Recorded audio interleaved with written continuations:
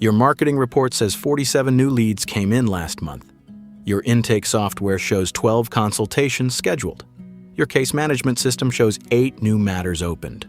Which number is real, and what happened to the other 39 people who supposedly contacted you? Most lawyers I talk to can't answer that question. Not because they're bad at business, because their systems don't connect. The pattern is always the same. Leads come in one door, clients come out another door, and somewhere in the middle, people vanish into a black hole that nobody can explain. Here are 5 questions that will tell you if you have the same problem. First, what happens in the first 5 minutes after someone fills out your contact form? This is the question that matters most. When someone fills out a form on your website, does anyone get notified immediately? Does it go into a queue that someone checks twice a day?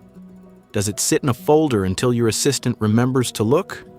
I worked with a California law firm that was getting plenty of leads but signing very few cases. The problem was simple. Form submissions went to a shared inbox. The shared inbox got checked when someone had time. Average response time was 4 hours. We changed one thing. New form submissions triggered an immediate text message to the intake coordinator. Response time dropped to 45 minutes. The number of signed cases went up dramatically because people actually got called back while they still cared. You don't need fancy intake software to fix this. You need to know the answer to the question. Second, can you trace your last 10 clients back to how they found you? Pick your 10 most recent paying clients. For each one, can you answer, how did they first hear about you? Not how they think they heard about you, not what they wrote on the intake form, but what actually happened. Did they click a Google ad, find you through a referral, see you speak at an event 3 years ago and finally need a lawyer? If you can trace fewer than half of them back to a specific source, you're making marketing decisions blind. You might be spending money on ads that don't work while ignoring the referral source that actually sends you good clients. The fix is simple but tedious.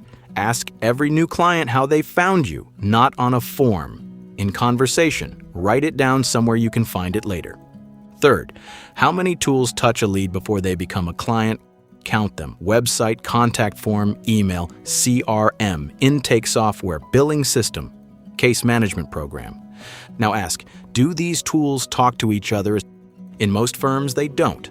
The website lives in one world, the CRM lives in another. Intake has its own system. Billing is separate. Each tool has its own version of the truth. This is why your numbers never match. Marketing counts everyone who fills out a form. Intake counts everyone who schedules a call. Billing counts everyone who pays. They're measuring different things at different stages, and nobody built the bridge between them. You don't necessarily need to integrate everything, but you do need to understand where the handoffs happen and who's responsible for each one. Fourth question, what breaks when your office manager goes on vacation?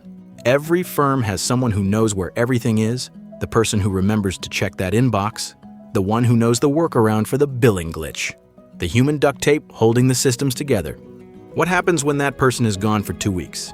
If the answer is things fall apart, you don't have a system. You have a person, and that's a problem for 2 reasons. First, people leave. Second, people make mistakes when they're tired or overwhelmed or just having a bad day.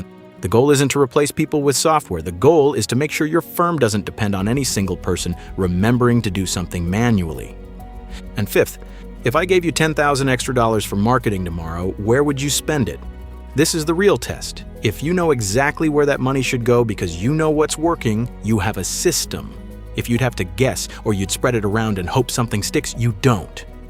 Most lawyers fall into the second category, not because they're unsophisticated, because nobody ever built the infrastructure to track what actually works. So what do you do now? The good news is you don't need to fix everything at once. Start with question 1. Figure out what happens when a lead comes in and make sure someone responds quickly. That single change will do more for your practice than any amount of advertising.